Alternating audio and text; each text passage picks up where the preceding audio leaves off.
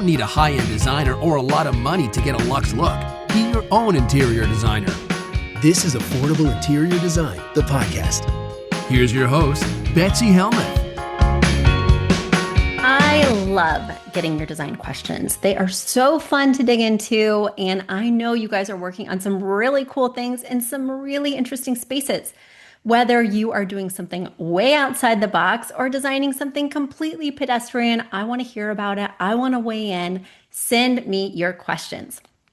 Very easy. All you have to do is head over to affordableinteriordesign.com/podcast. Once again, that's affordableinteriordesign.com/podcast. You're going to see a form there. You fill it out. It goes right to me. And then you are featured on an upcoming episode. I discuss your pictures. I walk through the problem. And of course, I give my hot take. Sometimes I even give a Betsy smackdown. You won't want to miss it. And of course you want to be included. So write to me and let me know. You guys know I've been doing this for 10 years of weighing in on what you're working on. And if you want to thank me, if you want to send me a birthday present, the best way that you can show your appreciation is by going to iTunes and leaving us a 5-star review. Yes, a 5-star review, just a simple 5-star review, whether it has a little sentence to back it up or not, whether you just click those stars or write me something special. The exciting thing is that it puts us up in the rankings on Apple and on the other providers, podcast providers and listeners. Oh my gosh. Listeners, podcast players. That's what I was looking for. That's the word I was looking for. Anyway, it moves us up in the rankings, which helps us to gain visibility, which keeps us on the air for another 10 years. I would love to be chatting with you again this time in 2035. Let's make it happen, guys. Let's keep growing and keep showing me what you're working on. Of course, we've got a design question today, but then we're also going to be talking about a show that I just can't stop watching. I love it. I loved it in past seasons, and this season is not disappointing. I have lots of thoughts and feelings about TLC's Match Me Abroad. I was a professional dater for many years until I met my husband at 31, and I even worked with a matchmaker. They were looking for girls in New York City to match with certain fellas, so they advertised on the acting casting calls. It wasn't for a TV show, it was for an actual matchmaker, but my friend and I both did it, and we went on several dates that they matched us on with these guys that had paid them to find their mate. And so I always have thoughts and feelings when matchmakers are involved, and this season of this show is no different. I will share my insights in part 2 of today's podcast. Part 1, however, is devoted to Justine. Justine is writing in with a design question. She's writing all the way from Philadelphia, and she says, Betsy, hello. I've been listening to your podcast for many years, and I love it. I thought you might be able to help me with my dilemma. The family room in our home has become a hot mess with no real design style. It's basically where my husband and kids watch TV. The room is 22 feet long by 12 feet wide, so it's long and it's narrow. It has 2 entryways on the TV wall and 2 windows on the remaining walls, one facing north and one facing south. The sectional and the TV have got to stay for now. There is no other option as to where to hang the TV. Right now, the room is painted the same color as the rest of my first floor, which is Sherwin-Williams City Loft. It's a creamy white, but it seems like the color is really cold in this particular room. How can I decorate this room so that it's warm and cozy? Should I paint the room a different color? Should I replace the rug and curtains? I also need to replace the gold chair and the console table. Additionally, I have a desk in the back of the room for homework and home office functions. But does this arrangement work behind the sofa? But it does give my kids a good place to do homework. I'm not opposed to moving this desk to another room, but any suggestions would be so appreciated. All right, Justine, well, let's dig in. Let's look at this room. You know, it did surprise me when you said the paint color was warm, because in the pictures, it does look very cool. And I think it might look cool, even though it's a creamy white, you're telling me, because the couch is gray. The drapes appear to be gray. And then the TV stand is white. So the white TV stand is almost a blue or crisp, cool white, not a warm, creamy white. So I think having all these cool tones is kind of reflecting on this paint and skewing it so that it does feel like it is a gray color versus a warm color. Now, I like pictures from all four corners of the room, and I only see three pictures here. Let me see. One, two, three. Yeah. So it's hard to get exact context as to where we are. And you said the room is long and lean, but there is a beam that is significant. It's almost a soffit, and it's almost kind of dividing the room. It comes down rather far, at least a foot, and it's quite wide at over 2 feet wide. So it is a prominent feature in the space, especially because the ceilings just look to be about 8 feet high. Um, I kind of like that it aligns with the arm of the sectional that's breaking up the room. So the arm of the sectional is coming out into the room, the shorter arm, whereas the long arm is extending on the long unbroken wall. And so I think it feels very organic to have that desk behind the short arm as you do, because that soffit is kind of breaking up the space for us architecturally. It really is kind of dictating a lot of what's going on here. I do wish I had that fourth view. I know I'm so picky, but I like to be able to see every angle. Now, let's talk through your questions. Your question is, how can I make this room warm and cozy? You've got a good start with this rug. The rug has a lot of warm tones. It has beige. It has kind of a burnt orange or russet red. It has a navy that's actually kind of like a older style navy, so it's not dark and cool. It almost has a little bit of warmth to it too, dare I say. The best way to bring in warmth in this space that right now is very gray is to do so with some color. I would do so with some color. The other thing I would do is I would bring in some wood tone. Wood is a sort of warm material that will help to warm up the space and make it feel good. Right now, there's that crisp white, there's so much gray, there's some ceramic with a white table lamp, and there's glass and metal with an end table. An end table, oh, I'm sorry, I've got a little sneeze coming. An end table that for me is too high for the sofa. It's about 2 to 3 inches higher than the sofa arm, which is bothering me. I love to hear that you're getting rid of this gold chair because it does not seem to go with our inspiration piece. I'm assuming that this rug, because it has 3 Roy G. Biv colors or more, is your inspiration piece. If I'm wrong and you don't want it to be your inspiration piece, you need some art, and that will also help to warm up the space. Now, when I'm pulling colors for a new armchair, when I'm pulling colors for new pillows or for this art, I'm going to be focused on the warmer colors that are featured in my inspiration piece. Assuming it's the rug, it's going to be this burnt kind of red color. It's going to be this kind of deep beige color that's in the rug. So I'm going to be pulling these warmer hues to warm up the space. I'm going to be getting a coffee table that's a wood tone that coordinates with one of the other wood tones in the room, even though I don't currently see any wood tone. But I have a feeling that desk might be a wood tone. I have a feeling whatever this room opens into, because I'm missing that fourth view, could be a wood tone. These are going to be perfect ways to warm it up. The other thing that's all over the place in this room for me, this is a little bit of a Betsy smackdown, I'm sorry, Justine, is the metal finishes. I think the direction that you're wanting to go is the wrought iron or black metals because it's featured in your curtain rod as well as your end table, as well as the knobs on your TV console. But then on top of the end table, you have a lamp, a white ceramic lamp that has a silver base that's like a shiny chrome. Oh, that is not working out for me. So you really need to get clear on your metal finishes in here. And I would go with the dark metal. That seems to be working. And this seems to be a transitional style room. When we're layering artwork, you know that I'm open to you blending metals, right?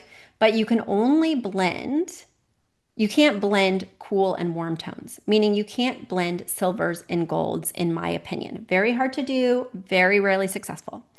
You can blend wrought iron with silver or wrought iron with gold. You just have to be very intentional. And I would be blending wrought iron with gold, and in this case, some gold frames, like a big piece of art above the sofa that's in a gold frame, would really warm it up because that warm gold is going to help the space. And then whenever I blend metals, this is a key thing that I always do, and people might say it's too literal, but I always do it. If I'm going to use two metals in a space, I use at least one item that combines the two metals. Oftentimes it's a light fixture because there's a lot of lamps that combine two metals. So I will literally type in my browser, brass and black lamp, brass and black chandelier, brass and black coffee table. And then that will kind of set the tone for my metal tones and make sense of this marriage that I'm creating where I'm introducing two metal finishes in one room. I rarely do silver and black unless it's a quite contemporary space, or say it's like a rustic kind of contemporary, like something rustic, but I'm trying to give it a modern spin. But here you have black as well as oil rubbed bronze.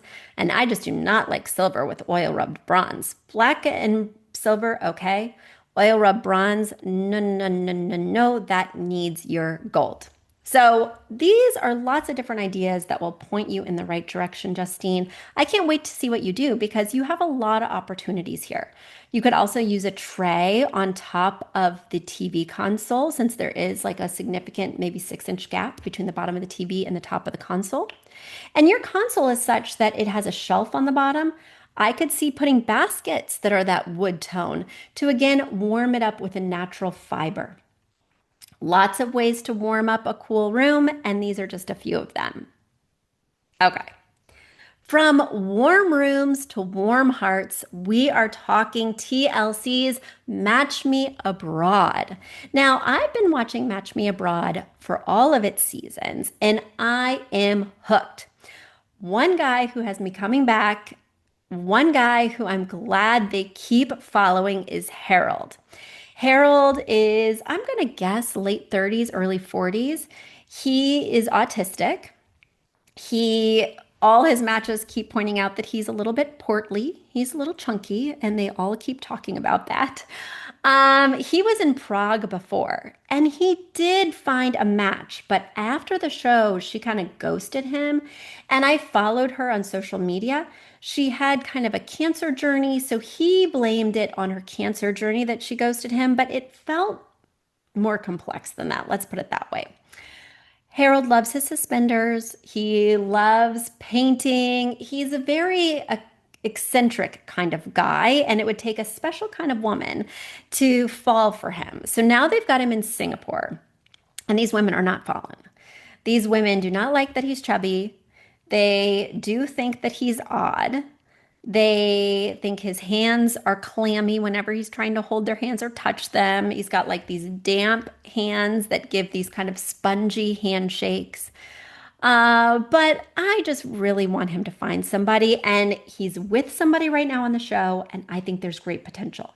She has pointed out that he's chubby. She's pointed out that his handshakes are wet and spongy, but she still wants to give it a chance. And she does what I think everybody who's dating should do. Let it get a little physical. If you don't touch the person or don't kiss the person, it's very hard to discern if there is chemistry. You got to give them a kiss. If you win on the date and they don't repulse you, let them hold your hand. Let them put their hand on your knee. You never know what's going to come up when you get just a little physical. So, like I say, if they don't repulse you, let them touch you. If you're a little bit intrigued, let them kiss you. Sometimes there's something unspoken in that physicality that can't break through, especially when you're talking to somebody for whom English is not their first language and it's yours. Things can get very lost in translation, and that brings me to my next couple. So there's this woman, Monica from California, and she is hot. She has a 21-year-old daughter. She would be a catch no matter where she was dating, but she's chosen to date in Brazil. Here's what bothers me. Here's what makes me think these reality shows are fake, fake, fake, is that the matchmaker has set her up with men who don't know that she doesn't want more children.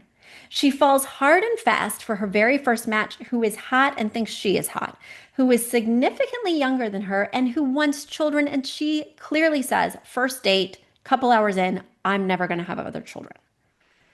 Oh my gosh, don't waste his time or mine. Matchmaker, get it straight.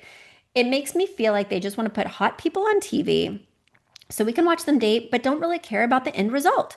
Because then she's dating a second guy in Brazil. And again, he was not told that she doesn't want more kids. And he says, it's okay. I'm open to exploring this relationship. My connection with the woman is more important than having a family, even though that's something I kind of want. And that's wrong. If you want a family, you want a family. And this guy seems to just want to be on TV. But I don't blame him. I blame the matchmaker who should have sussed this out before Monica even meets and falls for these guys. Let's go to Victoria. Victoria has my heart. She is in New York City, and I know how hard it is to date there. I did it for 15 years. I think I literally dated over 100 guys. Yeah. So I know you got to kiss a lot of frogs, but Victoria herself is a little frog-like in the fact that she's very eccentric. She's very odd. She's looking for a guy who is odd. She's looking for kind of a bad boy who's also weird. And careful what you wish for, Victoria, because there's a lot of those in New York City, but they are not husband material. I know, I've dated them. So anyway, now she's going to Ireland to find somebody who's a bad boy, who's weird. And apparently in Ireland, there's quite a few of these types of people. These guys are violent or hotheads or acting out or, it's just, again, the matchmaker's like, I want to show her the type that she's asking for so she'll know it's wrong. Okay, we got the picture, but when are we going to see the right guy? And I'm worried that Victoria needs a talking to before she should be dating, because delivering you what you want, delivering what you've been looking for in New York City and haven't been compatible with, means that you need a new approach. So this matchmaker's just like, I'll keep giving her what she wants. And meanwhile, I'm shouting at the TV. No, she already knows the error of her ways. She needs a talking to. She needs some therapy sessions. And then she can be thrown in the dating pool. You got to get right with yourself and what you're looking for first before you start looking for somebody else. All right, that is just a little snapshot of what I'm seeing. Certainly there are other people dating, like Sarah, who's in Singapore. Oh my gosh. Amber, who's also in Ireland and having slightly more success. But I will let you discover this show for yourself if you have not already. Head to TLC, check out Match Me Abroad. Tell them I sent you. You'll be glad you did. And if you've ever dated, if you've ever been out there in the wild world of singleness, or if you're currently in that world, oh my gosh, I think you'll find so many things relatable and you'll have a good laugh. Watch it with a glass of wine. I know I always do. Until next week, everybody. Bye. A big thank you to our amazing producer, Katherine Heller, to Aton and the MVCR House Band, and to Affordable Interior Design, the sponsor of this podcast and the premier place to get an amazing look on a budget. Check out affordableinteriordesign.com. If you guys love the show, the very best way to support us is by spreading the word. Tell your friends or write us an awesome review on iTunes. So until next week, guys, thanks so much for joining us, and I'll talk to you soon. Bye.